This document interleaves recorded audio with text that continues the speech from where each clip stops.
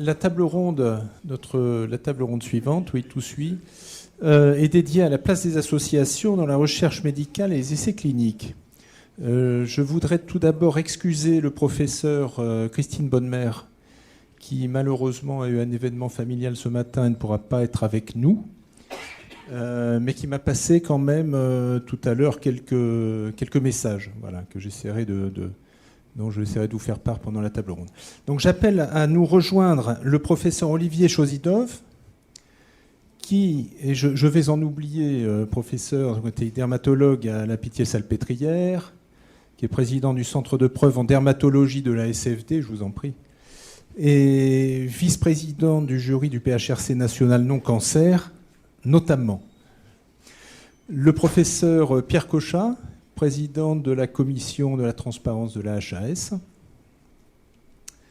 Le docteur Antoine Ferry, vice-président du comité maladies rares du LEM. Et Jean-Marie Meurant, président de l'association Vitiligo International. Alors nous avons eu des tables entièrement féminines. C'est important. Et là, nous faisons une table exclusivement masculine.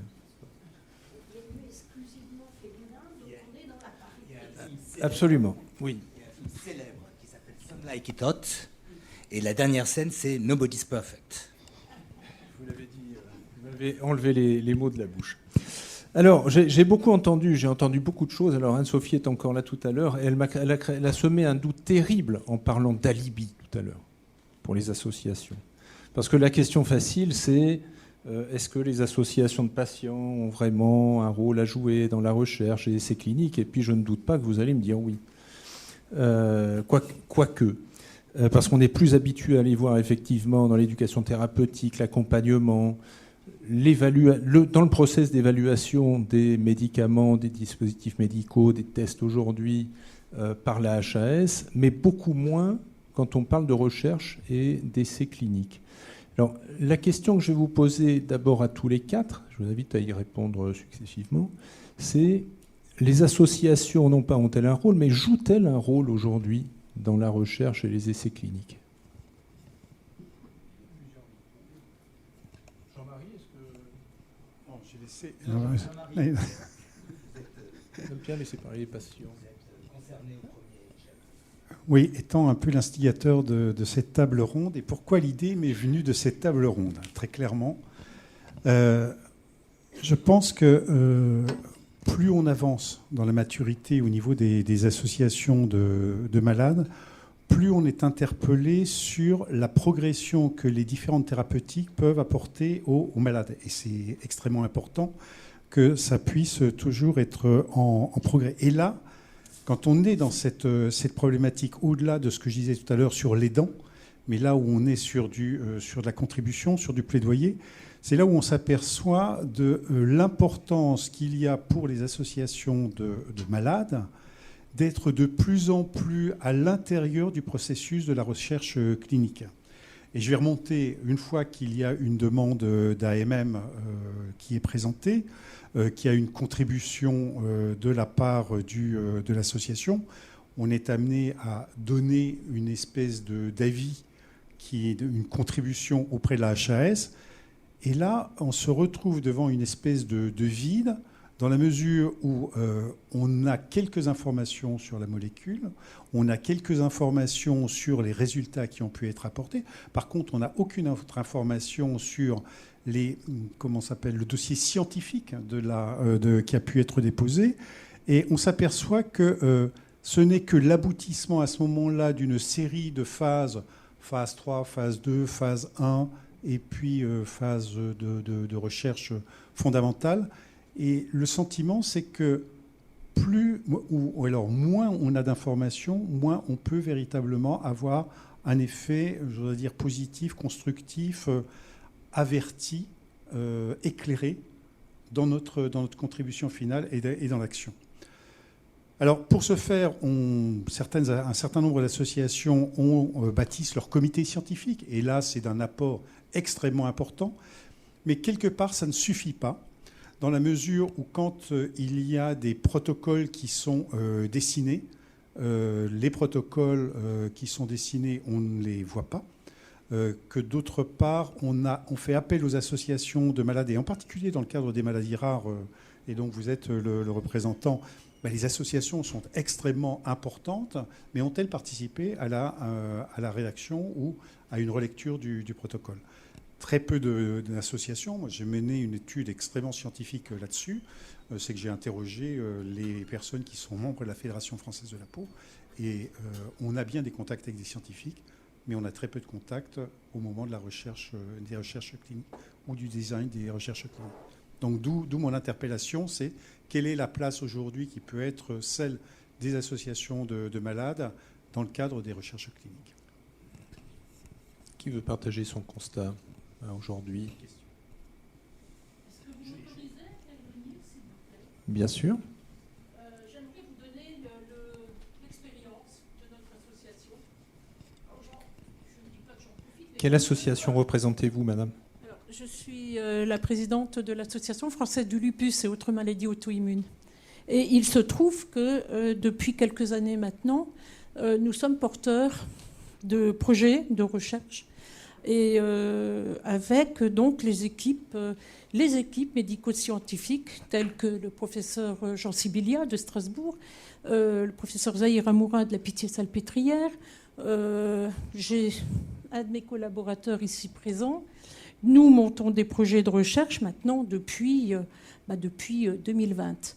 Et nous avons des attachés de recherche clinique, chefs de projet, et je dirais, on a réussi à rassembler tout ce monde autour de nous, puisque c'est l'AFL qui porte les projets. Et puis, écoutez, je pense que c'est à réfléchir, parce que chez nous, ça fonctionne très bien. Donc, ça me permet de rebondir sur ce que j'ai entendu tout à l'heure. On arrive à rassembler les professionnels de santé avec le milieu associatif, preuve en est. Voilà ce que je voulais vous dire. Donc, à réfléchir. Et nous avons également donc, tous les centres, je dirais, on a combien? On a près de 40 centres, dom-tom comprises, même les dom-tom. Donc, à la possible, nul n'est tenu. Merci pour le témoignage. Ça montre la voie, en tout cas. Qui veut prendre le relais? Professeur Cochin? Je prends d'autant plus le relais que je tiens à remercier madame, parce que dans ma vie d'avant la HAS, j'ai eu exactement la même expérience en tant que médecin, où m'occupant beaucoup de maladies rares aussi, j'ai monté, à titre personnel, la moitié des projets de recherche qu'on a pu faire avec des patients ou des associations de patients. Hein. J'ai envie de dire, je mets ça dans le même sac, mais on a toujours impliqué les personnes concernées, de parfois très près, puisque plusieurs fois, certains ont été co-auteurs de certains articles. Donc c'est quelque chose qui, pour moi en tout cas, est presque banal depuis très très très longtemps. Donc,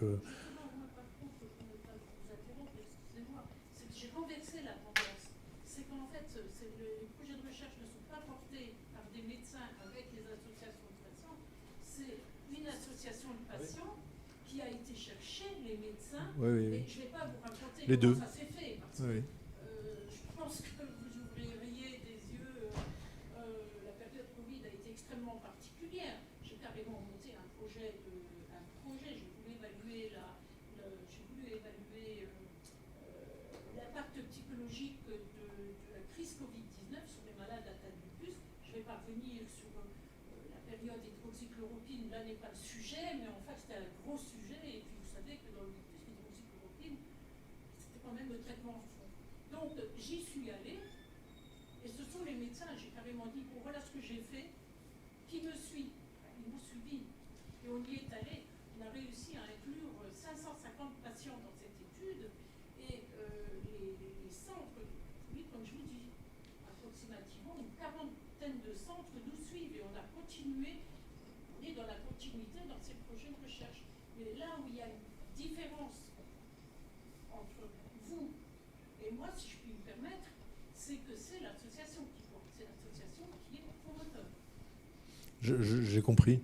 Et on a fait les deux. Voilà, simplement, voilà, on a fait les deux. Non, mais je n'ai pas répondu comme ça.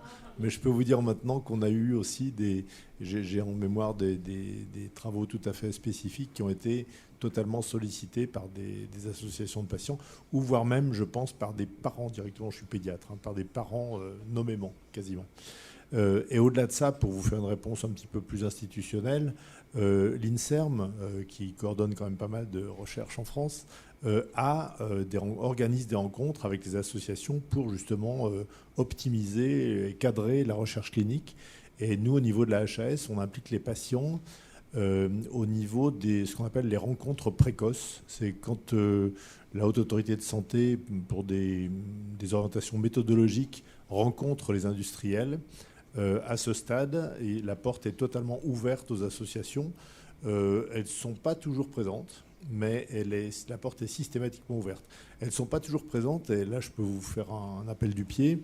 J'ai regardé sur 2022, alors que toutes les rencontres précoces ont été ouvertes aux associations, il n'y a eu que 7 interventions d'associations sur une année. C'est peu. Excusez-moi, comment est-ce que les associations sont prévenues ou informées qu'il va y avoir une rencontre précoce sur leur champ? Elles sont habituellement, elles sont habituellement abonnées aux newsletters de la HAS qui indiquent qu'il y a tel ou tel appel d'offres, entre guillemets. Et c'est comme ça qu'elles sont informées. Et tout le monde connaît l'association des usagers. Oui, c'est possible. C'est tout à fait possible. Donc c'est vrai que c'est pas, on n'envoie pas un courrier à chaque association. C'est aux associations. Alors que c'est le cas pour les contributions maintenant, c'est-à-dire que non, c'est pareil, c'est le même pour les système. Contributions, certaines assos reçoivent un mail de la HAS non, les informant qu'un traitement abonnés. Dans leur champ va être évalué. Ils sont abonnés, je pense. Je pense pas qu'il y ait d'envoi actif de la HAS vers les associations. Christian est parti, c'est dommage parce que c'est lui qui gère ça. Mais j'ai envie de vous dire que non, il n'y a pas de non. C'est pareil pour les médecins, d'ailleurs. Les médecins ne sont pas nommément informés de telles nouvelles recommandations. C'est s'ils sont abonnés à la HAS, et en pratique, toutes les associations, je pense, je l'espère, le sont, et tous les médecins, je l'espère, le sont. Sans vouloir déflorer toute la suite du débat, mais au fond, il y a plusieurs strates. Et évidemment, le principe de départ nous vient de l'épidémie de sida, où les médecins se sont rendus compte que, à la fois pour le soin, mais aussi pour leur réflexion, leur cheminement d'amélioration de la prise en charge des patients, il fallait peut-être les écouter. Et ça a été un combat qui a été gagné. Et dès lors, je crois que les associations de patients, les patients et les médecins, effectivement, peuvent échanger ensemble. Certains sont porteurs de projets, les patients, d'autres, les médecins sont porteurs d'autres projets, mais ça va ensemble. Alors moi, je pense qu'il y a plusieurs strates. Et d'une part, et je ne les oppose pas, mais les interventions sont un peu différentes. Il y a d'une part ce dont vous avez parlé, qu'est le développement d'un médicament dont l'aboutissement, en tout cas dans les pays occidentaux et en tout cas en France, est la HAS, après avoir passé par l'AMM, souvent européenne, où il s'agit là majoritairement, pour ne pas dire dans l'immense majorité des cas, d'essais industriels, où les patients ont un rôle essentiel à jouer, puisque c'est eux qui sont inclus dans les essais, et que les industriels se basent sur des essais de très haut niveau de preuve, exigés par les autorités réglementaires, pour démontrer que, en tout cas pour espérer que le pari va être gagné si on donne le médicament au plus grand nombre, à la fois d'une efficacité et d'une absence de risque majeur. On en est à peu près là. Et on pourra revenir parce que la majorité des essais, enfin un certain nombre d'essais, sont faits contre placebo, notamment pour suivre le marché, entre guillemets, notamment le marché américain. Et aujourd'hui, en tout cas en 2023, je pense que les patients, les associations de patients en tant que pouvoir politique devraient s'interroger sur le fait que dans un certain nombre de maladies chroniques, notamment en dermatologie, parce que c'est ce que je connais pas trop mal, il y a encore des essais contre placebo pendant 26 semaines, 52 semaines, en dépendant des endpoints. Donc ça, c'est une chose. Et deuxièmement, et je ne vais pas trop monopoliser la parole, il y a les essais dits académiques, à financement public, ou parfois public et privé, et ce qui est toujours très intéressant, où des j'aime bien ce terme de clinician scientist qui n'existe pas en France, qui existe au Canada, qui sont des chercheurs cliniciens qui ont la même reconnaissance que les chercheurs translationnels. Et où le PHRC est quelque chose de tout à fait extraordinaire en France, le programme hospitalier de recherche clinique, et ce n'est pas parce que je suis vice-président du jury, je l'ai toujours pensé, va financer notamment des essais parfois précoces dans les maladies rares, parfois très pilotes, parfois plus tardifs, que souvent les laboratoires pharmaceutiques ne feront pas, à la fois pour des raisons de marché ou pour des raisons de risque ou pour des raisons de non-investissement. Et là, je pense que les patients ont un rôle très important à jouer, à la fois dans l'idée de la recherche, puisque l'idée de la recherche, in fine, c'est quand même de faire en sorte qu'un résultat de la recherche puisse être appliqué au plus grand nombre. En tout cas, à plusieurs plus grands nombres. Et c'est le problème de la transposabilité. Et c'est là où les patients, à mon avis, ont un rôle à jouer en insistant sur la diversité des populations incluses dans ces essais académiques. Et les patients ont également un rôle majeur à jouer et qui n'est pas assez joué aujourd'hui, qui est d'interaction en effet dès un moment précoce, mais aussi le plus tardif, puisque lorsqu'une question scientifique a été posée, qu'elle a son importance médico-scientifique, qu'elle a son importance dans l'amélioration des soins, c'est le but du programme hospitalier de recherche clinique, puisque c'est la CNAM qui le finance, il faut aller vite pour progresser, pour faire bénéficier, entre guillemets, au plus grand nombre des résultats de la recherche.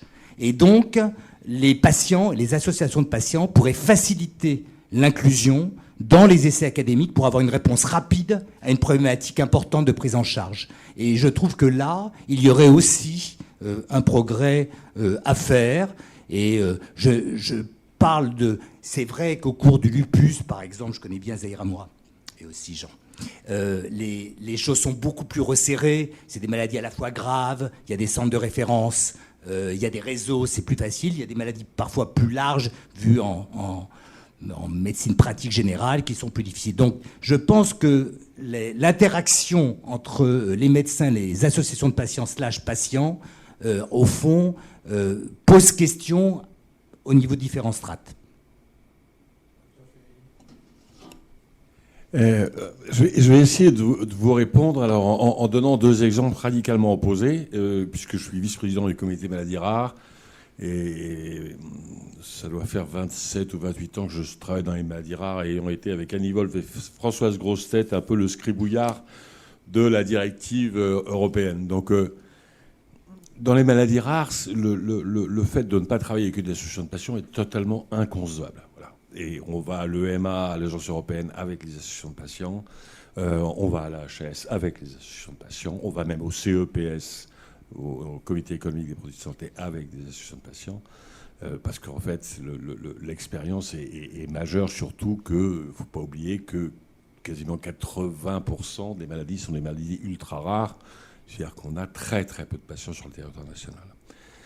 Donc les patients sont inclus très rapidement et voire les patients sont promoteurs même au départ des programmes de recherche, comme vous le disiez tout à l'heure. C'est parfois à l'initiative d'une famille et l'initiative d'une association de patients, même si petite soit-elle.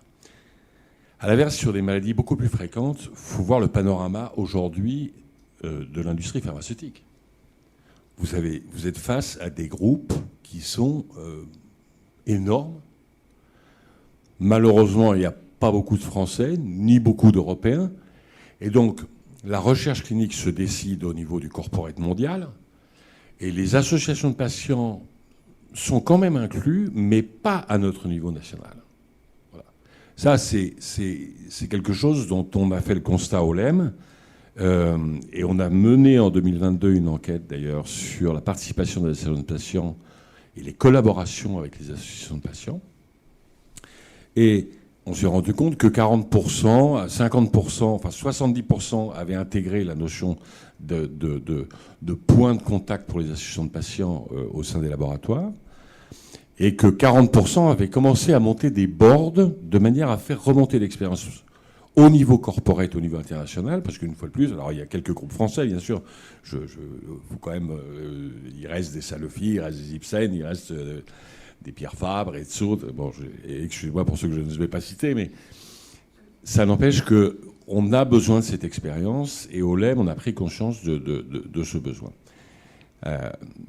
Après, la problématique, et ne voyez pas ça comme une critique, mais plutôt comme un point sur lequel il faut qu'on travaille. La problématique est une problématique de formation.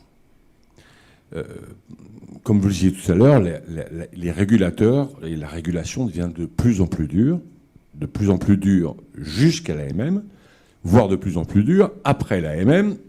M. Pierre Cochat étant président de la commission de la transparence, je pense qu'il ne va pas dire le contraire. Donc, on a un vrai problème de formation. Et ça, je pense... et tout à l'heure, j'entendais Christian et Anne-Sophie en parler aussi. J'ai du mal à comprendre pourquoi le Conseil économique et social ne se mobilise pas pour essayer de créer des structures de formation pour les associations de patients. Je veux dire, c'est son rôle, enfin, je trouve. Et en plus, ils auraient les financements. Mais bon, de même que les chaînes de télévision nationale, que France Télévisions pourrait très bien faire une chaîne dédiée à l'éducation thérapeutique des patients.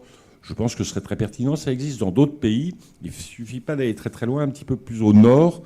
Et vous voyez que dans les pays scandinaves, c'est très très bien fait. Voilà. Donc on a un problème de formation. Et peut-être que j'anticipe un petit peu sur la suite. Et nous, on a un problème en tant qu'industriel vis-à-vis des associations de patients.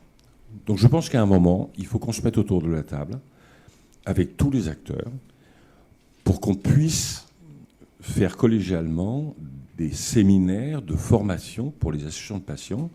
Est-ce que ça doit être piloté par la HAS avec une contribution des industriels? Est-ce que ça doit être piloté par le LEM avec l'accord de la HAS? Je ne sais pas. Je n'ai pas la réponse aujourd'hui.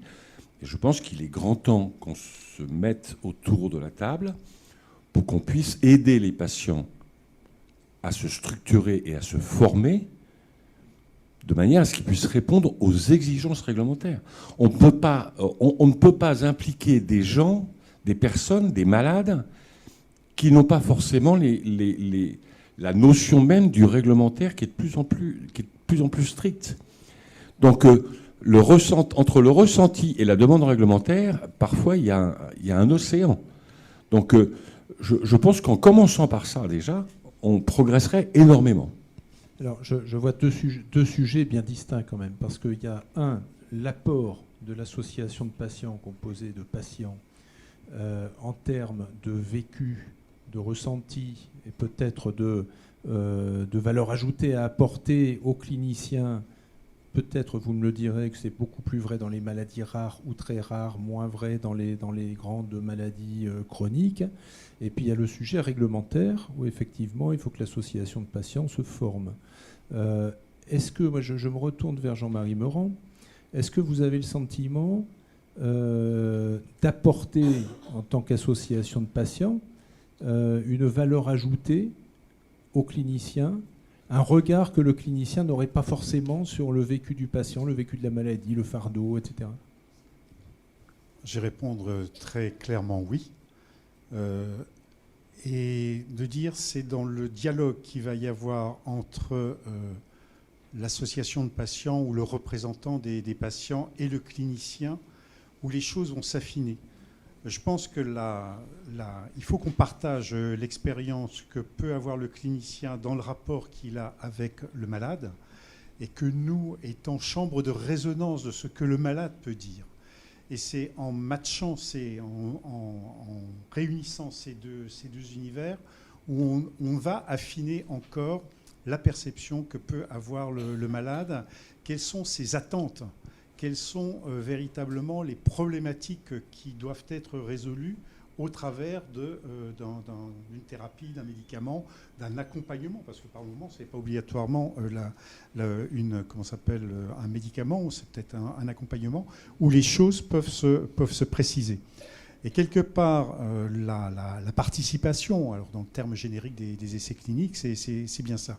C'est renforcer le travail de coordination entre les professionnels de santé, qui peut d'ailleurs inclure des attachés de recherche clinique, qui peut intégrer aussi des infirmiers qui sont ou infirmières qui sont en contact avec les malades et les associations de patients, de telle manière à ce que on voit et on affine les attentes. Après, il y a effectivement les voies qui peuvent être mises en place dans les essais cliniques, qui peuvent être différents types de molécules, qui peuvent être du topique, qui peuvent être du systémique, etc. Et dans cette... je ne ressens pas, sauf peut-être, et certainement sur les maladies rares, je vous faisais en aparté tout à l'heure en disant les maladies rares sont les maladies rares, d'avoir un accompagnement plus profond avec et entre ces deux parties. J'en veux l'importance d'un comité scientifique au sein d'une association de patients ou travaillant avec une association de patients. C'est phénoménal parce que ça a des avantages de chaque côté de la discussion. Alors ça corrobore tout à fait un propos que m'a demandé de transmettre Christine Bonnemer, qui coordonne les projets de recherche à l'Infimarad, et qui disait qu'effectivement l'un des rôles de l'association de patients ou du patient, la nuance sera peut-être à faire d'ailleurs à un moment donné par l'un de vous, dans les outcomes, dans les attentes et les objectifs, et elle constate effectivement assez souvent un regard assez différent entre le patient et le clinicien. Et d'ailleurs, vous me disiez, Jean-Marie, je pense, quand on préparait cette table ronde, que les chiffres pouvaient masquer le vécu. Je ne sais plus si vous vous souvenez de cet exemple-là. Il y a des données chiffrées, et que finalement... mais ça reviendra, vous verrez. Enfin, dans le vécu, derrière les chiffres, je pense qu'il est important qu'on puisse illustrer ce que est le vécu d'un patient. Étant au sein du vitiligo, on a une vision, on va dire, très particulière de ce que c'est que le fardeau. Mais jusqu'où ce fardeau peut aller. On peut dire 38% des personnes trouvent que le fardeau est important. Mais quand on sait que ce fardeau, il va jusqu'à ce qu'un malade du vitiligo avec des taches de vitiligo sur sa main demande à être amputé de sa main, parce que ça devient insupportable. Je pense que ce type d'éclairage, ça valide quelque part toute l'importance de ce qui est derrière le terme important, dans la mesure où le chiffre cache une véritable réalité. Alors, nous avons besoin des chiffres, vous avez besoin des chiffres, et nous en avons besoin aussi dans le cadre des plaidoyers, mais quelque part, le témoignage vient vraiment peser à ce niveau-là, et c'est extrêmement important de mesurer aussi le poids d'une maladie à l'aune de ce que sont que les témoignages restitués par les malades. Je me tourne vers vous, professeur Cochat, parce que la HAS, on fait comme ça la navette entre l'aval et l'amont, mais finalement, je pense que c'est une boucle. Je commence à comprendre que c'est une boucle. Qu'est-ce que vous attendez des patients en termes essentiellement, je crois, de qualité de vie, de critères de qualité de vie. Et là, je fais aussi la distinction entre le fait que généralement, les associations de patients, on les voit en aval sur des contributions où on leur demande d'expliquer le fardeau, le vécu de la maladie, leur expérience éventuelle avec le médicament, etc., tout ce questionnaire. Et sans que ces associations aient été impliquées en amont. Et finalement, en termes de critères de qualité de vie et de restitution de qualité de vie, qu'est-ce qu'attend la HAS et que peut reprocher la HAS aujourd'hui aux dossiers qui lui sont soumis ?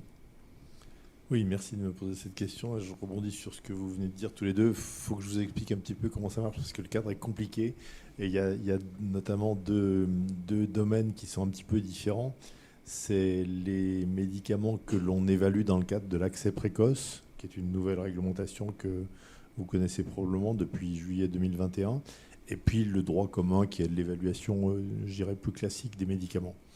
Dans tous les cas, dans la commission que je préside, il y a des représentants des usagers ou des patients au nombre de 3 sur 29 personnes. Ça peut paraître peu, mais la répartition, il y a autant de méthodologistes, par exemple, dans la commission qu'il y a de représentants des associations de patients. Les autres sont des médecins ou des pharmaciens. Ces représentants peuvent avoir un rôle très important au niveau des votes, parce que tout est voté, et beaucoup de dossiers sont votés des fois limite, et une voix, 2 voix comptent énormément. Donc déjà, en termes de voix, il y a une voix des patients qui est très significative. J'ai toujours considéré que le rôle des patients était fondamental, ce qui fait que quand je suis arrivé, j'ai modifié un petit peu notre fonctionnement, c'est-à-dire que quand on étudie un dossier, le dossier nous est présenté, nous est résumé par un des membres, des personnels de la HAS, qui ne fait pas partie des experts qui constituent la commission de la transparence, mais du personnel HAS qui épluche les dossiers. Il nous présente ce dossier. J'ai envie de dire que c'est la base de la discussion qu'il y aura après pour chacun des dossiers pendant à peu près 45 minutes. Et autrefois, on entendait le rapport de l'association de patients en dernier. Et c'était souvent un petit peu négligé, même dans le temps. On avait peu de temps, donc allez, on se dépêche. Voilà. J'ai changé les choses, j'ai voulu qu'on les écoute en premier, justement pour positionner d'emblée ce qu'on appelle le fardeau de la maladie. C'est un terme qui est critiqué parfois, mais bon, employons-le quand même. Pour moi, j'attends 3 points. Le fardeau de la maladie, la qualité de vie, j'y reviendrai pour répondre à votre question, et les attentes des associations de patients. Alors des fois, les attentes tombent complètement à côté du dossier qu'on étudie, mais peu importe, on les a quand même entendues. Donc c'est important. Ce rapport fait par les associations de patients est lu par un des représentants, une des 3 personnes représentantes. Ça, c'est le cas des dossiers de droit commun standard, je dirais. Pour les dossiers d'accès précoce, il y a un accès direct des associations, c'est-à-dire que l'association peut être auditionnée directement, sans passer par les représentants. Ça arrive, à mon avis, insuffisamment. On en entend, j'ai envie de dire, dans un cas sur 6 à peu près, où on entend vraiment en direct l'association. Sinon, il y a quand même des contributions qui peuvent être transmises par les représentants. Tout ça pour vous dire que finalement, ça répond un petit peu à ce que vous disiez, la part des associations, elle est potentiellement très ouverte. À mon avis, elle est insuffisamment utilisée. J'y vais doucement parce que j'ai regardé ce qu'il en était dans le domaine de la dermatologie et vous êtes très présents. Donc, vous n'êtes pas des bons exemples. Tout en étant des bons élèves. Un tiers à peu près des évaluations. Oui, à peu près, oui, à peu près. Un petit tiers. La dermato est très présente, j'ai envie de dire. J'ai regardé les dossiers au cours des 3 dernières années. Il y a à peu près 80% de participation dans les médicaments de dermato. Donc bravo, vous êtes probablement en tête. Non, sérieusement. Notamment en cancéro en général, où on pourrait attendre beaucoup de contributions d'associations de patients, il y en a moins de la moitié. Donc c'est surprenant des fois.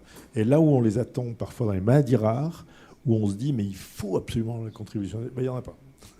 Alors je ne dis pas que c'est toujours vrai, mais il y a des fois où franchement ça manque, notamment par rapport au fardeau de la maladie.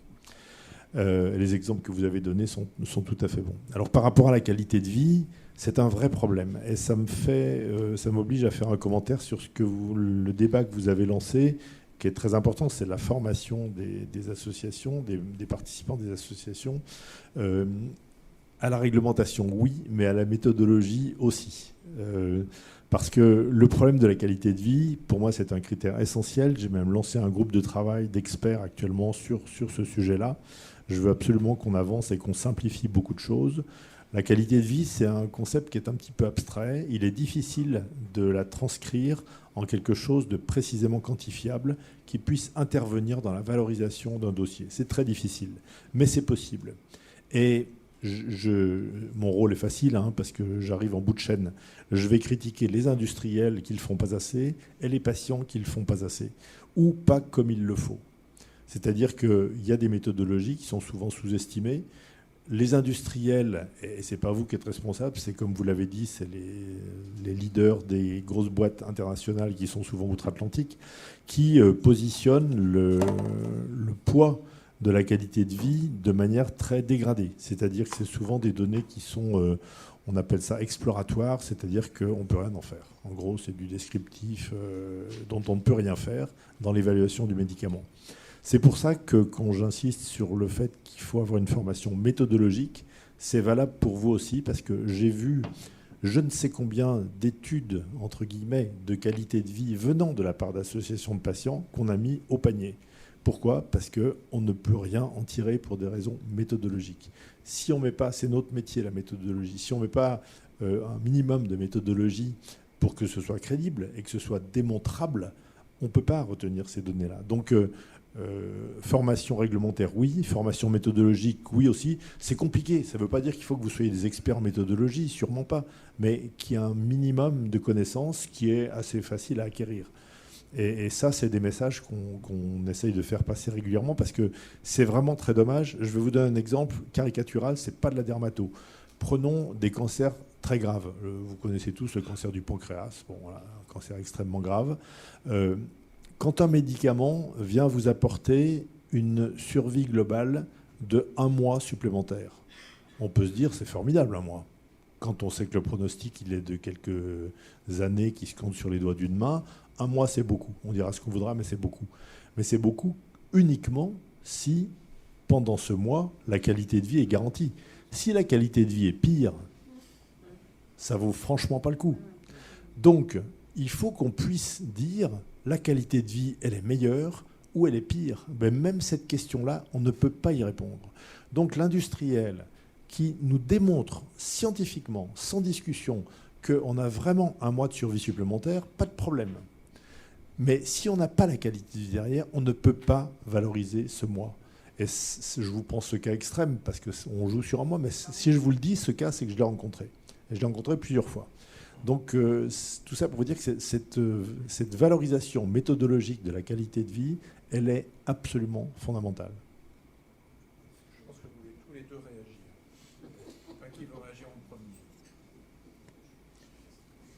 Non, juste 2 commentaires. Le premier, c'est que ça n'est pas étonnant qu'en dermatologie, les associations de patients soient largement représentées parce que, au fond, et heureusement, je veux dire qu'on ne recherche pas ça, mais la dermatologie est une discipline souvent dans lesquelles les maladies ont un impact psychosocial très important, à la fois parce qu'il y a des dermatoses du visible, mais il y a aussi des dermatoses de l'invisible visibles, dans l'intimité, dans le rapport à l'autre. Et donc, cette interaction à la fois avec l'autre et avec soi-même, tous les jours, on se lève le matin, on a des squames qui tombent par terre, etc. On meurt à petit feu. Hein. Et c'est quelque chose qui a toujours été un peu difficile à faire comprendre aux collègues, sauf quand ils sont eux-mêmes atteints. Alors là, c'est l'urgence absolue, mais... Non, c'est une parenthèse. Mais je veux dire que donc, ce n'est pas un hasard si les dermatologues et les patients ont cheminé ensemble. Alors après, de manière générale, sur le plan méthodologique, il y a eu quand même des progrès, puisque maintenant sont acceptés, et je m'excuse encore de faire cette dichotomie dans les essais, en tout cas industriels, le fait, et même encouragé, en tout cas par certaines instances, le fait d'avoir des patient-reported outcomes, ou voire même des échelles de qualité de vie. On n'en est pas à donner une AMM sur une amélioration de la qualité de vie, mais c'est quand même quelque chose d'important.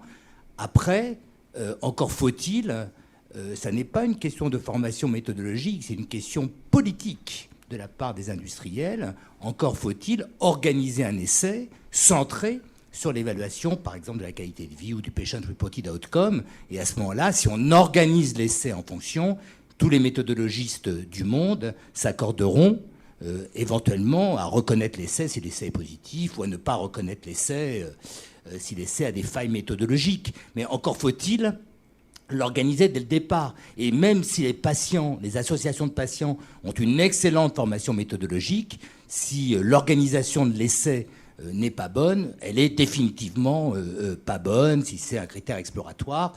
Au fond, moi je ne peux pas parler à la place de la Commission de la transparence, mais en ayant été membre pendant 5 ans, j'ai vu comment on réfléchissait. Je comprends que la Commission de la transparence ne le prenne pas en compte. Donc, je peux vous interrompre. Oui. Est-ce que ça veut dire quand même que dans un certain nombre de cas aujourd'hui, la notion de critère secondaire veut dire critère marginal en parlant de qualité de vie, je crois. dans les essais ou pas? Non, je crois qu'il faut... Alors moi, je suis un tout petit peu méthodologiste et je tiens à des principes un peu solides. C'est-à-dire qu'un essai, c'est comme ça, c'est la science, hein, c'est Claude Bernard. Un essai, il a un critère principal vis-à-vis duquel on évalue le nombre de sujets nécessaires pour arriver à l'objectif ou non. Et puis on y n'y arrive pas parfois. Et puis, il y a des critères secondaires qui sont des critères exploratoires. Éventuellement, on fait même des analyses post-hoc, parce que la vraie vie d'un essai, elle se passe là. Au moment où on commence les premières inclusions, on peut avoir d'autres idées, regarder des interactions. Est-ce qu'il y a des sous-groupes qui ont plus de chances d'avoir un résultat positif ou non?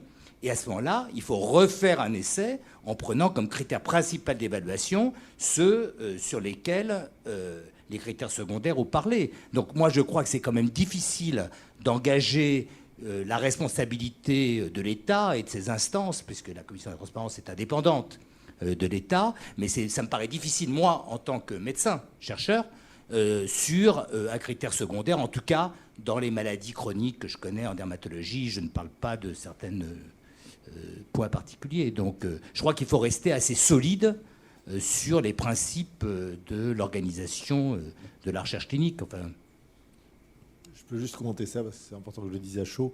On peut optimiser l'utilisation des critères de jugement secondaires simplement en les hiérarchisant. Alors ça vous dit peut-être pas grand-chose, mais c'est une technique qui est extrêmement simple et qui valorise totalement le poids qu'on pourra donner à ces critères. Malheureusement, c'est pratiquement jamais fait. Et je vais vous prendre un autre exemple pour vous montrer la qualité de vie, qui n'est pas de la dermatologie. Je le fais exprès pour pas qu'il y ait que vous vous sentiez directement concerné, mais il y a peut-être quand même des gens concernés dans la salle, dans la migraine. Quand on étudie un antimigraineux, moi honnêtement, je crois que maintenant, après 3 ans de la transparence, si je devais construire un essai clinique sur les antimigraineux, je prendrais la qualité de vie comme critère primaire de jugement. Parce qu'on peut très bien construire la qualité de vie comme on l'entend en fonction de la pathologie concernée. Un migraineux, ce dont il a besoin, c'est d'une qualité de vie, avant tout. Le reste, donc ça peut très bien être un critère de jugement primaire. C'est absolument essentiel. Il ne faut pas avoir honte ou peur d'utiliser la qualité de vie comme critère de jugement primaire. Il y a des situations où ce n'est pas le cas, évidemment, notamment dans le cancer. Ce qui compte, c'est quand même la survie des gens, avec des nuances. Mais dans des pathologies comme la migraine, je trouve que c'est l'exemple typique où la qualité de vie est l'élément numéro 1. Docteur Ferry. Je voudrais un peu revenir en arrière quand même, parce que la problématique de la qualité de vie, je suis entièrement d'accord, c'est vraiment un problème de méthodologie. Mais, excusez-moi du terme, on s'est fait ramasser par des agences, il y a très longtemps, enfin il n'y a pas si longtemps que ça, sur des données qui incluaient des données solides de qualité de vie. On s'est fait aussi ramasser par la Haute Autorité de Santé, il y a quelques années, sur le cancer du sein par exemple.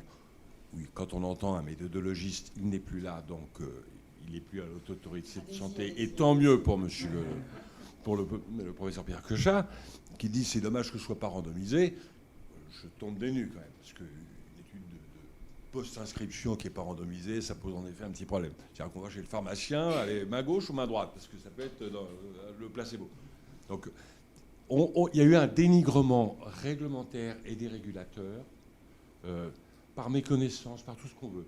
Peut-être par des dossiers industriels qui n'étaient pas non plus performants, et je le reconnais, j'ai vu pas mal de dossiers comme ça. Et maintenant, on se rend compte que c'est très important.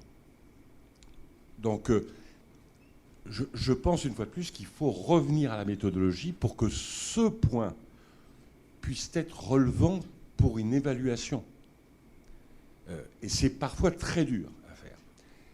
Et je pense qu'il faut aller même plus loin, parce que tout à l'heure, vous évoquiez la problématique du placebo. On commence à travailler sur les bras synthétiques, notamment sur les maladies rares, quand on n'a pas assez de data ou que, éthiquement, le placebo est irrecevable. Le bras synthétique, c'est-à-dire on constitue un bras historique. Alors l'intelligence artificielle, va pouvoir nous aider, mais là, il va falloir qu'on ait des méthodologies qui soient irréprochables, de manière à ce que ce bras synthétique soit recevable du point de vue réglementaire. Mais vraiment irréprochable. Donc, je pense vraiment, et je refais ma proposition. Je ne sais pas, il faut voir avec le LEM, avec la Haute Autorité de Santé, entre dirigeants des deux, comment on pourrait monter vraiment des séminaires. Je pense que ça doit être sous forme de séminaires de formation. Alors, les industriels ne sont pas forcément là, mais il y a aussi des bons méthodologistes chez les industriels. Donc, chacun, on travaille tous dans le même intérêt, c'est le seul intérêt du patient. Donc, je pense qu'on aurait tout intérêt à faire ces séminaires de méthodologie, non pas que les associations de patients deviennent des méthodologistes hors pair, mais comprennent d'abord le cheminement, parce que le cheminement n'est pas forcément facile à comprendre pour des patients, car des critères qui semblent évidents dans la vie de tous les jours sont très difficiles demain à modéliser du point de vue réglementaire pour qu'ils soient recevables. Donc, je crois que cette formation est vraiment indispensable. Et a fortiori, compte tenu de l'évolution, on voit de plus en plus de médicaments qui arrivent avec des données très précoces, où on va avoir des bras synthétiques, je le répète. Les bras synthétiques, il va falloir que ce soit des bras qui soient vraiment béton pour que le médicament puisse obtenir une AMM et puisse obtenir une bonne évaluation de la part des agences type HAS. Donc, je pense que c'est indispensable. C'est indispensable parce que la science avance plus vite que le réglementaire. Voilà. Le bras synthétique, vous voulez réagir à ça? Non, je veux bien réagir sur le placebo en général. Oui.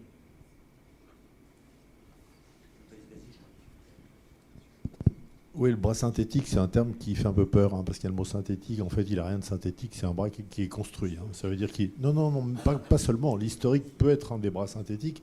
Un bras synthétique, ça veut dire simplement qu'on n'avait pas de deuxième bras dans l'étude.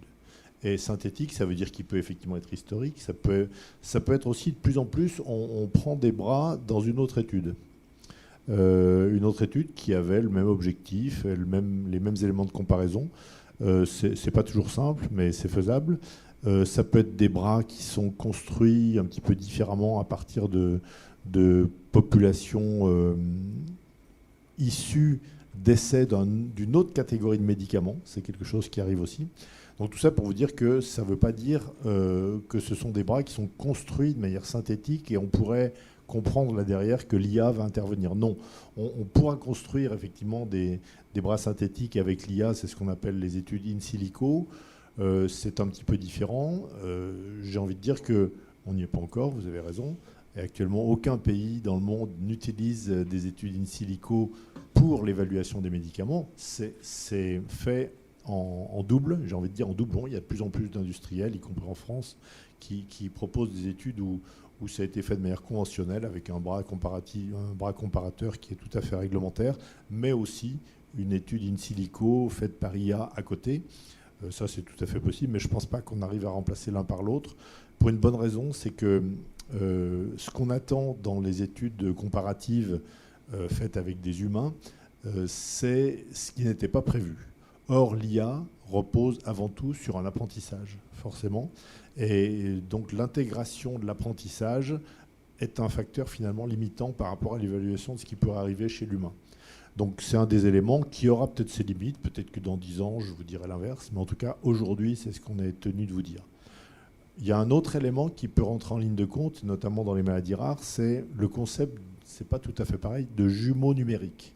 C'est-à-dire qu'on peut construire des paires de patients, des paires, je dis bien, pour lesquels le patient, entre guillemets, est une construction numérique par rapport aux patients étudiés. Je pense que ça va trouver son justificatif dans les maladies rares, dans certaines maladies rares, mais là aussi, c'est encore à l'essai, j'ai envie de dire, et on ne l'utilise pas. On le fait en doublon, là aussi, c'est possible. Donc tout ça pour vous dire que ces évolutions méthodologiques sont importantes et le fait de vous les faire connaître, de vous les apprendre, c'est très important. Alors au niveau de la HAS, on fait quand même une petite formation parce que ça ne concerne que certains d'entre vous. On fait une formation pour les représentants d'associations qui intègrent la HAS. Ils ont une formation spécifique, méthodologique, réglementaire, etc.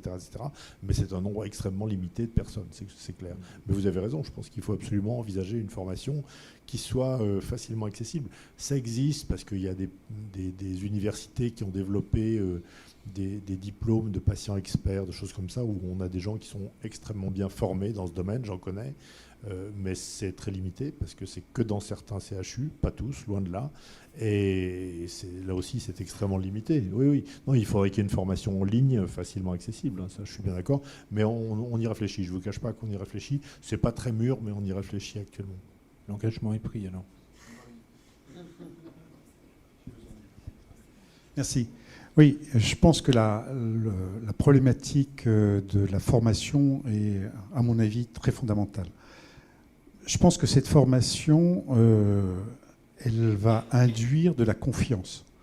C'est-à-dire que, c'est ce que vous dites, il faut que les patients soient formés pour qu'ils puissent comprendre l'ensemble et donc qu'il puisse y avoir une relation de confiance. Je pense qu'il faut que cette relation de confiance, elle aille encore plus loin que nous quatre installés ici. Il y a les industriels qui manquent, Ils sont industriels là. qui manquent. Ils sont représentés. Oui, non, mais pour moi, vous n'êtes pas l'industriel là. Les industriels, dans la mesure où la recherche qui est faite, elle n'est pas simplement de la recherche qu'on va qualifier d'institutionnelle. Il y a aussi toute la recherche qui est parmi les industriels. Et quelque part, nous sommes parfois en contact très tôt avec les industriels dans le cadre des recherches et des phases de recherche qu'ils mènent, et nous sommes tardivement en contact avec la HAS sur le dispositif. Et je pense que l'intégration des représentants de patients et la nécessité d'être faite bien en amont du dispositif. Et donc, pour pouvoir avoir la confiance de ces industriels, encore faut-il qu'ils puissent éventuellement participer à la constitution des dispositifs de formation, dispositifs de formation qui peuvent être faits par des universités et la mise en ligne avec la caution de la HAS. Je ne suis pas en train de dire qu'il faut que ce soit les industriels qui la fassent. Pas du tout, c'est pas ça. Et je pense important que ce soit la SFD, que ce soit le LEM, que ce soit la HAS et éventuellement les universitaires, puissent effectivement définir ce type de formation dont on a cruellement besoin. Dans la mesure où si nous voulons contribuer en tant que représentants des patients, des malades, à véritablement à la fois les représenter, les défendre et pouvoir faire des propositions, encore faut-il qu'on ait effectivement cette formation et que vous nous reconnaissiez en tant que tel. Merci. J'aimerais peut-être revenir sur le rôle des associations dans l'inclusion. Tout à l'heure, vous l'abordiez et je vous entendais appeler de vos voeux un élargissement de la population incluse. Est-ce qu'à l'inverse, et là, c'est une question qui s'adresse à vous deux, messieurs, est-ce qu'à l'inverse, en aval, on ne va pas reprocher que les sous-groupes, parce que ça veut dire qu'après il faut faire des sous-groupes, etc., et que la population n'est pas suffisamment lisible au moment de l'évaluation? Mais encore une fois, je crois que, je m'excuse d'y revenir, mais il y a deux prismes. Il y a le prisme de l'AMM et de la HAS et le prisme d'après, mais avec un point commun qui est de hiérarchiser un peu les médicaments les uns par rapport aux autres et d'avoir des aides à la décision devant un patient donné. Et je crois que le Covid, d'ailleurs, a permis à la population générale, et y compris aux médecins, de toucher encore plus le fait que la médecine, c'est une science de l'incertitude. Et c'est une science de l'intervalle de confiance. Et on essaye de transposer à un patient donné en face de soi des données issues de la population générale, avec parfois des choses qui ne fonctionnent pas parce que c'est une science de l'incertitude.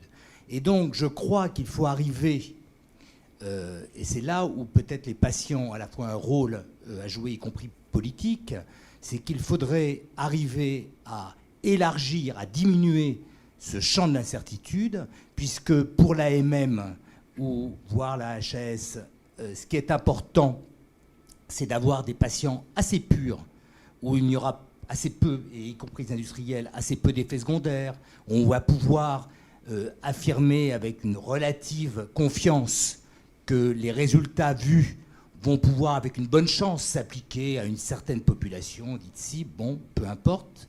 Et les patients, eux, ont envie d'être soignés par les médicaments dont est issue la recherche. Et pour ce faire, il faut donc élargir, il faut qu'il y ait une bonne transposabilité. Donc il faut qu'il y ait d'autres populations avec éventuellement d'autres essais qui soient faits, ou bien éventuellement des bases de données, les systèmes, les scores de propension, etc., ou parfois des véritables essais dans d'autres populations pour pouvoir faire en sorte que l'ensemble de la population puisse avoir accès avec une bonne chance de réussite à des médicaments issus de la recherche industrielle dont on a éminemment besoin, mais qui a ses limites en population générale. Je suis entièrement d'accord et ça fait aborder le problème des études en vie réelle. C'est les études que l'on fait une fois que le médicament a été, j'ai envie de dire, validé, remboursé, etc., qu'il a passé les fourches codines de la HAS sur la base d'essais cliniques qui ne sont pas la vraie vie. Pourquoi ? Parce que, là encore, je vais prendre l'exemple du cancer, excusez-moi, mais on inclut la plupart du temps dans les études de cancérologie que les patients en très très très très bon état. Ce n'est pas toujours le cas, vous le savez bien. Or, pour avoir une homogénéité méthodologique, vous voyez là, cette fois-ci, je vais la démonter, la méthodologie. Pour avoir une homogénéité méthodologique, on sélectionne des patients qui ne sont pas ceux de la vraie vie. Parce que dans la vraie vie, ceux-ci vont être traités, bien sûr, mais aussi les autres, qui sont en moins bon état. Donc, on a besoin d'avoir des informations là-dessus. On a besoin aussi d'avoir des informations, et c'est très important, sur ce qu'on appelle le mésusage. C'est-à-dire que tous les médecins, dans l'intérêt du patient, n'utilisent pas toujours les médicaments comme ils doivent l'être. C'est une forme de médecine personnalisée. Et moi, je suis pédiatre à la base, et c'est quelque chose qu'on fait tous les jours en pédiatrie. On utilise des médicaments de l'adulte qui n'existent pas chez l'enfant. Tant pis, on assume. Ce mésusage, tout ça, ça doit être pris en compte. Toutes ces études en vraie vie, en vie réelle, permettent de faire des analyses qui sont absolument fondamentales. Mais, et je remets une couche de méthodologie, cette fois-ci positive, c'est qu'il ne faut pas le faire n'importe comment. Il faut que ce soit, à l'origine, prévu par l'industriel. Plus ça a été anticipé, mieux c'est. Et je reboucle sur la qualité de vie. On peut très bien concevoir qu'une bonne étude de qualité de vie soit faite en vie réelle, mais à condition qu'elle ait été programmée dans le plan de développement initial et qu'on se soit dit qu'à tel moment, même en dermatologie, là pour le coup, telle maladie pourra être investiguée correctement avec une bonne méthodologie en termes de qualité de vie en phase de vie réelle. C'est tout à fait possible. Malheureusement, il n'y en a pas assez. C'est ça. Docteur Ferry, vous allez réagir. Je vais peut-être compléter ce que je ne sais pas que vous allez dire. J'allais revenir aux maladies rares. Et je vous laisse vous exprimer. Ensuite, j'aimerais savoir si vous pensez que, encore une fois, dans ce rôle potentiel des patients et des assauts de patients très en amont, les maladies rares sont un exemple de bonne pratique à appliquer à des pathologies plus larges ou pas ? Alors, je reviens sur le commentaire de Pierre Cochat. Feu, mon directeur médical, et qui a été aussi directeur de la recherche du cancer, Christian Caillot, avait imaginé le ESME, les bases ESME d'Unicancer. Je vous invite à regarder le fonctionnement des bases ESME. C'est pour moi quelque chose de très vertueux, financé par les industriels, mais avec un mur infranchissable entre l'industriel et les gestionnaires de la base. Donc en fait, les industriels payent un pot commun, puisque c'est multi-industriel, et ont le droit de poser 3, 4, 5 questions qui sont validées par un board totalement indépendant qui gère ESME, et l'industriel reçoit la réponse. Donc je trouve que le modèle est très très vertueux, et j'ai une petite pensée pour Christian aujourd'hui. Et ça permet, en plus, il y a une méthodologie sur ESME que je trouve très rigoureuse, parce qu'il y a d'excellents pédagogistes sur Unicancer. Donc je pense que ce modèle-là est à transposer, d'une part pour l'indépendance vis-à-vis de l'industriel, parce que c'est toujours la même problématique du lien qui devient très rapidement conflit d'intérêts, et de la qualité des données recueillies en vie réelle. Alors certes, on est sur des maladies beaucoup plus larges, cancer du sein, cancer du poumon, cancer du côlon, mais c'est aussi valable pour des maladies qui sont un petit peu moins fréquentes, et pas dans les maladies rares. Et là, je reviens aux maladies rares et ultra rares, où là, vraiment, on a un vrai problème de définition de population, de suivi. Nous, on a lancé un médicament, avec un dossier d'AMM, il y avait 17 patients. Voilà. Bon, c'est un des derniers ASMR 1 en France, donc on est plutôt fiers. Mais on est allé voir l'EMA en disant on ne sait pas. Et on avait une expérience antérieure qui disait que tous les patients avaient été sauvés. C'était une maladie du foie de l'enfant extrêmement rare. Les enfants soit mouraient, soit avaient une greffe d'un de leurs parents de leur vivant. Et tous les patients étaient en vie après 6 ans grâce à des préparations hospitalières qui avaient été réalisées par l'assistance publique. Et l'EMA nous a dit, mais éthiquement, compte tenu des résultats que vous nous apportez là, on ne peut pas vous demander une étude versus placebo. Ce n'est pas possible. Donc on a réfléchi ensemble avec le MA et on a réussi à déposer un dossier d'AMM et on a obtenu l'AMM et un ASMR1 à la Haute Autorité de Santé. Donc c'est possible. Mais c'est possible, une fois de plus, dans le dialogue. Et je crois que c'est le maître mot, il n'y a pas de méchant, il n'y a pas de gentil.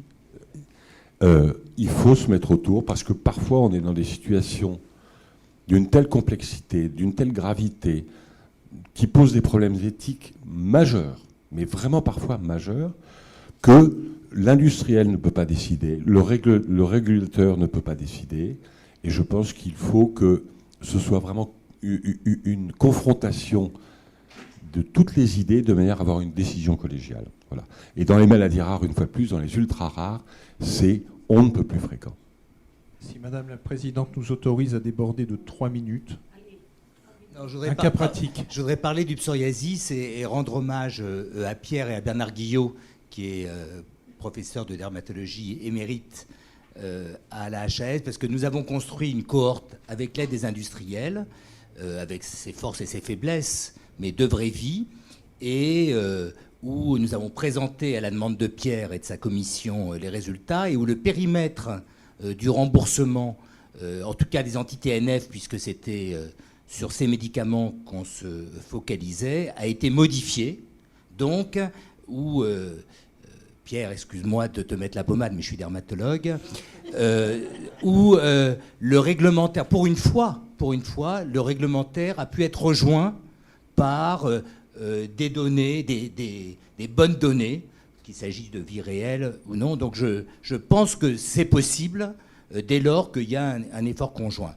La deuxième chose que je voudrais dire, c'est qu'il y a aujourd'hui des méthodologies très fines qui sont parfois utilisées, y compris par mes collègues universitaires, et ça fait publier comme ce qu'on appelle les méta-analyses en réseau, qui permettent de situer par rapport au placebo un médicament actif dans le psoriasis. Et c'est vrai qu'aujourd'hui, lorsque vous m'aviez interrogé au téléphone, j'étais assez contrit de voir que finalement, on continuait encore à faire des essais contre placebo dans une maladie chronique où le traitement de référence ne peut pas être un placebo. Je veux dire, c'est totalement inacceptable, à la fois sur le plan éthique, mais pas que. C'est aussi pour situer la valeur intrinsèque du médicament, d'ailleurs qui devrait être modifiée régulièrement en fonction des données. Et aujourd'hui, les universitaires qui publient et les industriels s'appuient sur les méta-analyses en réseau pour avoir des évaluations indirectes de la valeur de chacun des médicaments, alors même qu'il faudrait aller à la commission de la transparence avec des essais avec un comparateur qui soit bien choisi du point de vue des usagers et pas des industriels pour pouvoir juger de la valeur du médicament et le positionner dans certaines sous-populations et pour certaines stratégies. Et donc, j'avais envie de vous faire partager, en tout cas, ma réflexion. Je ne sais pas si elle est partagée par toi, s'il y a une seconde, mais j'ai envie de le savoir. Alors, je te renvoie la pommade. On le cite souvent en exemple. Bon, c'est un bon sujet pour les associations, ça, quand même. À propos du placebo, si vous me permettez une minute, je vais vous dire une chose qui est importante. Le placebo, c'est un peu une solution de facilité, parfois. Parce que conceptuellement, c'est bien, mais je reviens à la cancéro. Parce que la cancéro, moi, à la base, je ne suis pas du tout cancérologue, mais c'est un très très bon modèle. Quand on veut étudier un médicament de dernière ligne, ça veut dire que c'est une dernière ligne, c'est qu'il n'y a pas autre chose, puisque c'est une dernière ligne. Donc, par définition, il n'y a pas de comparateur. Sinon, il n'est pas en dernière ligne. Premier principe. Donc, on pourrait se dire, puisqu'il n'y a pas de comparateur, on a le droit de comparer avec un placebo. Alors, ça fait bizarre, quelqu'un qui est en bout de course d'un cancer, on va lui comparer un placebo versus un médicament X ou Y. Mais c'est parfaitement rationnel, puisqu'il n'y a pas d'autre solution. Donc, pourquoi pas le placebo ? Sauf que dans la vraie vie, c'est pas comme ça que ça se passe. Et j'en reviens à la vraie vie. Ces patients, ils ne sont pas sous placebo quand ils n'ont pas le traitement qu'on veut essayer. Ils sont sous traitement palliatif. Donc le traitement comparateur, et c'est là où ça paraît un peu bizarre, mais oui, on doit l'admettre, c'est pas le placebo, c'est le traitement palliatif. Et la comparaison du traitement palliatif avec le médicament qu'on veut étudier permet de donner beaucoup plus de finesse et de granulation, comme on dit actuellement, à toutes ces notions de qualité de vie. Avec un placebo, on ne peut pas attendre grand-chose de la qualité de vie. Encore que c'est discutable, mais tout ça pour vous dire que cette notion de placebo, elle n'est pas toujours bonne. Elle est intellectuellement tout à fait recevable, mais elle est pratiquement pas toujours acceptable. La mise au point est très importante. Y a-t-il une question pertinente, très rapide, dans la salle ? Je vais aller très vite. Il y a deux questions. Oui, ça va très vite. Cette question s'adresse au professeur Pierre Cochat. J'ai écouté, entendu, et je vais vous poser cette question qui ne va peut-être pas vous faire plaisir, mais dans le cadre d'une maladie rare. Tout s'est très bien passé, mais je suis obligée de la poser. Je ne peux pas faire autrement. Dans le cadre d'une maladie rare, lorsqu'un dossier arrive à la HAS, donc la commission de transparence, enfin voilà, et lorsque la FDA donne un avis favorable au remboursement, donc une AMM sur un médicament, l'EMA donne un avis favorable, comment se fait-il que la HAS donne un avis défavorable ? Alors cette question, je Désolée vous rassure, non, mais vous avez tout à fait raison de la poser parce qu'elle nécessite une explication. La FDA a des stratégies et des choix de décision qui sont tout à fait différents des nôtres. Et l'expérience montre, et je pourrais vous donner des sources récentes qui ont été publiées par les Américains, que le niveau de preuve attendu par la FDA est beaucoup plus bas que ce qui est exigé en Europe globalement. Et quand je vous dis beaucoup plus bas, c'est du style 5 ou 6 fois plus bas. Ce qui fait qu'il y a beaucoup de retours, et notamment, je vais vous prendre un exemple qui implique pas le lupus. Au moment du Covid, il y a eu plein de médicaments qui ont été validés et achetés en très grand nombre aux États-Unis, des antiviraux, efficacité 0. Et nous, on ne les avait jamais pris, et les États-Unis les ont ensuite, secondairement, parce qu'ils font des réévaluations, considéré que ce n'était pas efficace. Bon, premier commentaire. Deuxième commentaire concernant l'EMEA. L'EMEA et la NSM, c'est un petit peu la même chose, si vous voulez. Quand ils établissent une AMM, qu'elle soit européenne ou nationale, ça veut simplement dire, une AMM, c'est que le rapport bénéfice-risque est favorable. C'est tout ce que ça veut dire. Toute la partie bénéfice pour le patient, utilisation des comparateurs, positionnement, la stratégie du traitement, quantité d'effets ne sont pas analysés. Alors, du coup, ça veut dire qu'il y a une analyse qui est faite secondairement et qui correspond au travail effectivement de la HAS. Là, c'est plus la NSM, c'est la HAS. Et que certains produits, et il y en a beaucoup, vous avez raison, parce qu'il y en a plein de produits dans cette catégorie qui ont eu une AMM, qui ne sont pas pris par la HAS, pour lesquels on rend un SMR insuffisant, c'est-à-dire service médical rendu insuffisant. Mais on n'est pas les seuls, il n'y a pas que nous, ça se passe aussi en Espagne, en Allemagne ils ont un système un petit peu différent que je pourrais vous développer, mais ils sont en train de revenir dessus. Chaque pays a un petit peu des approches différentes. Globalement, quand on met tout dans le même panier de ce qui se passe en Europe, je peux quand même vous rassurer en vous disant que la plupart des médicaments sont évalués de la même façon en toute l'Europe, même s'il y a des divergences et que ces divergences sont mises en avant parfois par les patients, par les industriels, par les médecins. Mais globalement, et là il y a des données chiffrées pour le montrer, les avis se rejoignent. Et vous savez que prochainement, va y avoir une évaluation européenne des médicaments, pas une appréciation, c'est-à-dire que ce qui est SMR à SMR en France va rester tel quel, mais l'évaluation qui est faite en avant, c'est-à-dire tous les outils qui permettent de quantifier le bénéfice, de quantifier l'effet, seront européens.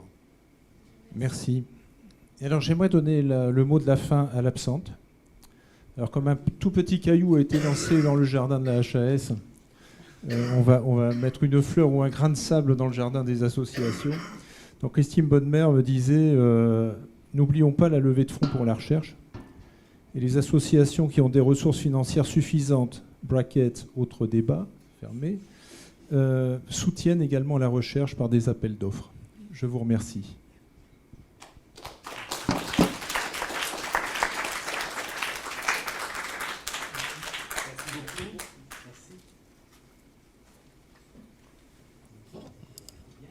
Avant que vous partiez, je m'empare du micro,